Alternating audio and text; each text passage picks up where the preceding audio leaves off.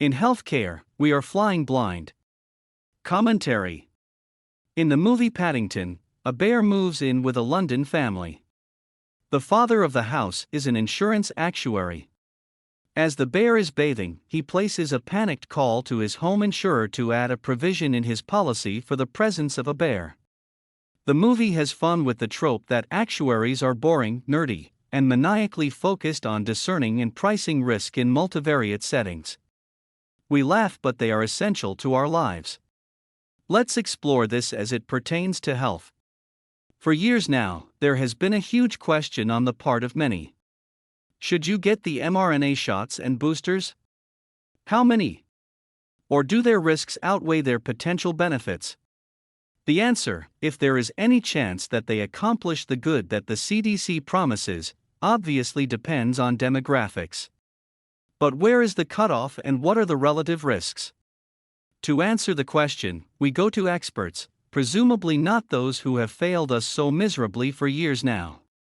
We find others, but even here we discover debate, studies, uncertainties of data, and various interpretations of that data. Everyone is shouting at each other.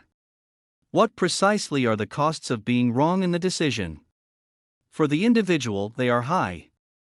For everyone else, the answer doesn't matter much. The pharmaceutical companies don't pay a price.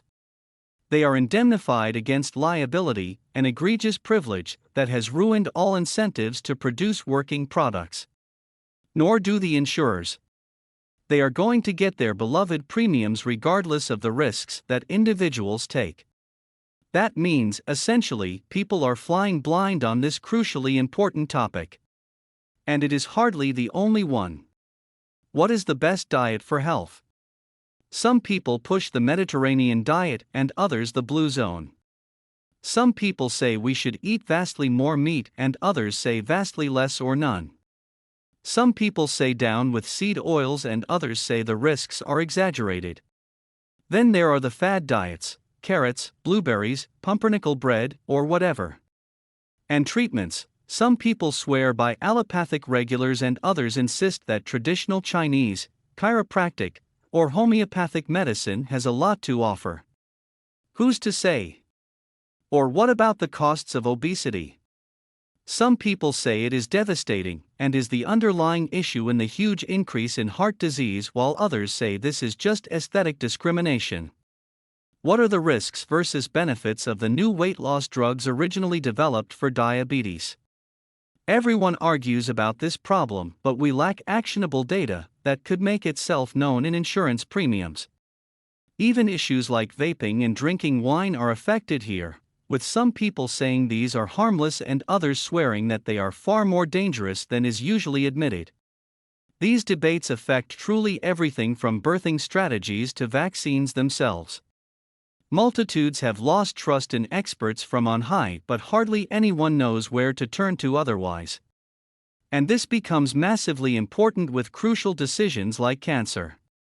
If you get the diagnosis, you find yourself in an epistemic void. Or take a simple example, masks.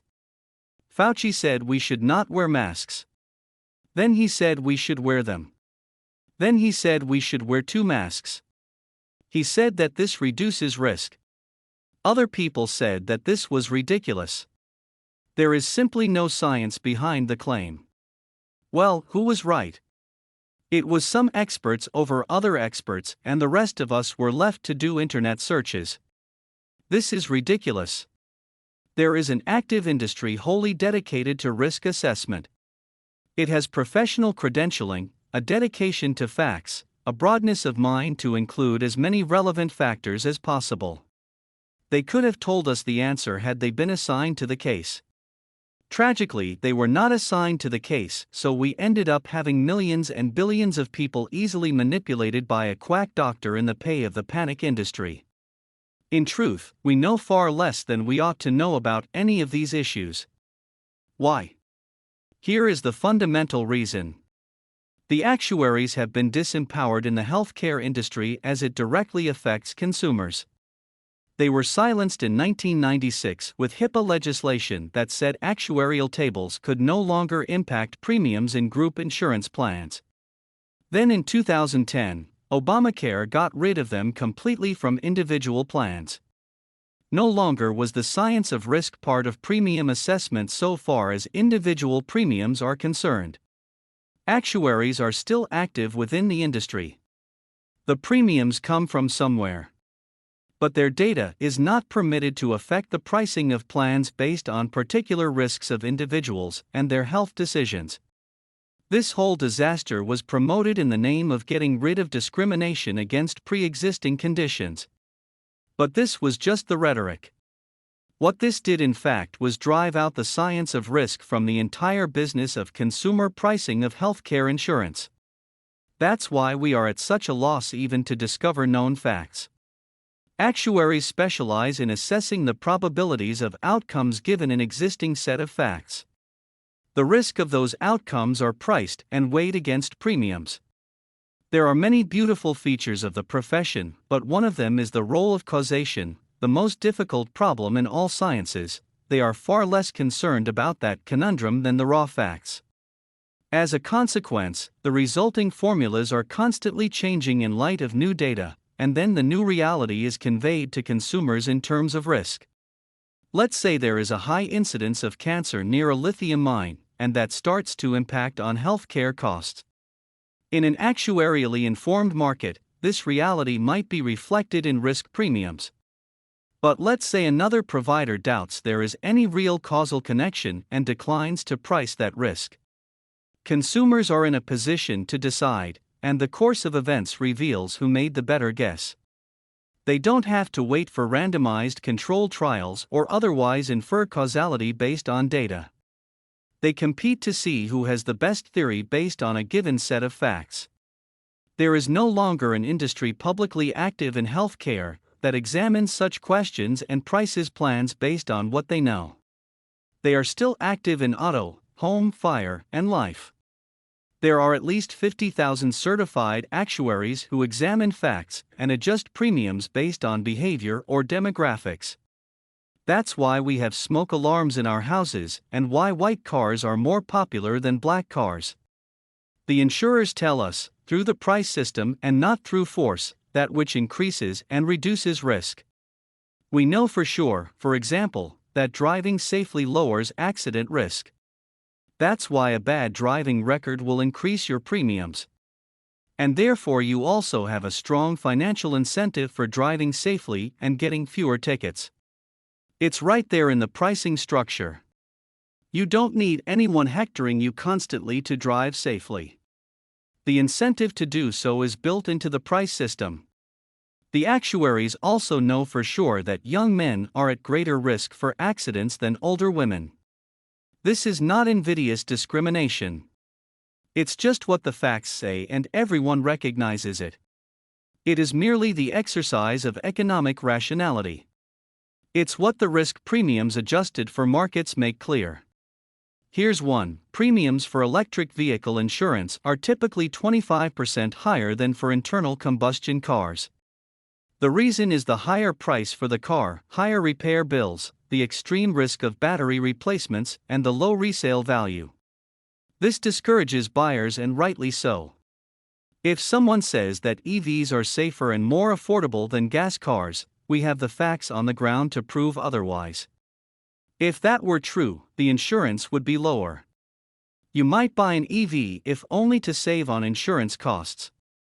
Imagine if car insurance were governed by HIPAA or Obamacare. There is simply no way we would know this. People would argue back and forth about it, with some experts shouting down others. With a real market for car insurance, no one needs to shout. We only need to read the price tags. This is not true in personal health management. There is so much we as consumers do not know. What are the risks of vaccines versus actually acquiring natural immunity for example, chickenpox? There are debates and arguments, but no clear way to discern the answer in concrete terms. Or consider another controversy: breastfeeding versus bottle feeding and the risk of breast cancer. Or what about birth control and depression? Is there a link? People tear each other apart over such debates, but we have no agreement on facts on the ground to make a clear assessment. If the actuaries were part of the mix, and their data could affect what we pay, and therefore what we do, we would have greater clarity. What about weight reduction surgeries? Or let's get really dicey, what about gender-based reconstruction surgery and the risks thereof? Some people say that not granting gender-affirming care leads to suicide, while others say that cutting a person up when he or she is young leads to a lifetime of regret. These are the kinds of questions that scientific risk assessment could answer as the data unfolds in real time. If gender surgery leads to vastly higher insurance premiums, and do you really doubt it, you would have your answer. That way the costs would obtain a rational assessment. Otherwise we are just guessing. People say we should be taking more vitamin D and eating less surgery desserts, and that's probably right. But how much? There is surely real-time data we could obtain outside randomized controlled trials. We are in fact surrounded by cases that could be closely examined based on experience, with premiums adjusted as facts come in. But because of huge interventions, such an industry that informs market pricing based on individual choice doesn't exist. I was speaking to some professional actuaries about this whole issue and raised the problem of lying. For example, people are notorious for lying about how much they drink. What does the industry do about this? His answer came quickly: if accurate reporting impacts the profitability of the risk, the policyholder would have every incentive to submit to regular proof tests of various sorts. If he or she didn't want to do that, he or she would pay for the difference. See how this works? With a developed enough industry, we would come to know the price of everything. We would know how much a trip to the gym saves us, how much that extra cocktail costs us, how much we are really paying for that double chocolate cake, and how much that bong hit will affect our premiums. We'll know how many miles we should be walking, how much tennis to play, and how much weight we need to lose. We'll even know arcane things like, is boxing or fencing good for health enough to lower our premiums, or so dangerous that they raise our premiums? Right now, we do not know. With an actual functioning market, we would know, or at least we would have a window into what real-world experience suggests. The power is absolutely not to sanction another group of experts. The point is to gather information so that we can make more rational judgments with the best possible understanding of risks. Guess who doesn't want such a market? The pharmaceutical industry. They want us to take a maximum amount of drugs, and then more drugs to counteract the ill effects of those drugs, and so on. The last thing this industry wants is a signaling system that says, stop taking these products, because they are increasing the risk of ill health. They would fight tooth and nail against such a truth-telling system. Without any pricing information for any of these questions, we are all merely groping around in the dark for answers, like Soviet central planners trying to maximize production but having no rational understanding for how best to do so. We are trying to gain health but still failing, and this is for a very obvious reason. After all, obesity in America went from 23% to 45% after we lost the ability to rationally price risk. This should not be a surprise. This is exactly what you would expect. It's not just that non-discrimination reduces the will to health, which it certainly does. It also denies us reliable information for figuring out how best to obtain health. This is why every single subject listed above leads to wild arguments and unhinged speculations, and gives rise to ridiculous gurus telling us this theory or myth or that theory or lie. Because of legislation, we have actively denied ourselves access to valuable information on how to get healthy and obtain any reward for doing so. This is especially true in a pandemic. What is the real risk of disease X? To whom does it pertain? How best to reduce the damage? What kinds of mitigation strategies get the results to minimize the costs to insurers? We knew none of this for certain during the last go-round because we have no industry dedicated to discovering this information in any reliable way. We had the science, but vast amounts of that turned out to be fake. Actuaries have a strong stake in cranking out and pricing true information, even if that involves doing lab tests themselves. What about pre-existing conditions? These should be handled initially through regular welfare programs or better, through philanthropic interests. The American Cancer Society can provide for patients, and so too with other special interest philanthropies. In addition, catastrophic risk can be priced into insurance too, same as any other risk, and policies offered for that as well. The premium would be adjusted based on behavior and demographics. There will never be serious healthcare reform in this country until legislators take on this crucially important topic. And until they do, we will continue to have a completely irrational system that lies to us, disincentivizes healthy living, and fails to reward people for health or even explains the fact on how best to obtain it. Emancipating the actuarial scientists and letting them speak to the issue of healthcare insurance premiums might sound like a technical fix to what is a system-wide problem. It's certainly not a panacea. In healthcare today, corruption is rampant.